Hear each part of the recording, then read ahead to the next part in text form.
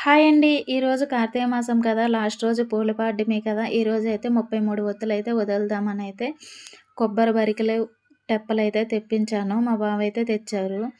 మా పిన్నయితే చెప్పింది 33 ఒత్తులైతే వెలిగించి ఇంటి ముందు తులుసుకోవటం ముందైతే నీళ్ళు ప్లేటుతో పెట్టుకొని పూజ అయితే చేసుకోమని. నాకైతే ఈ విషయం తెలీదు. మేము పౌర్ణమి రోజే 365 ఒత్తులు తులుసుకోవటం ముందు నది దగ్గరికెళ్ళైతే వదిలేవాళ్ళము.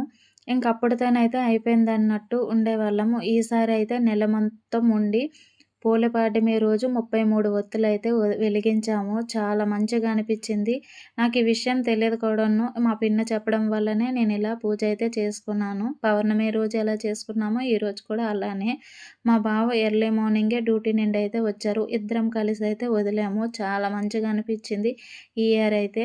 మీరెలా పూల పాడ్యమి జరుపుకున్నారనేది కామెంట్ చేయండి.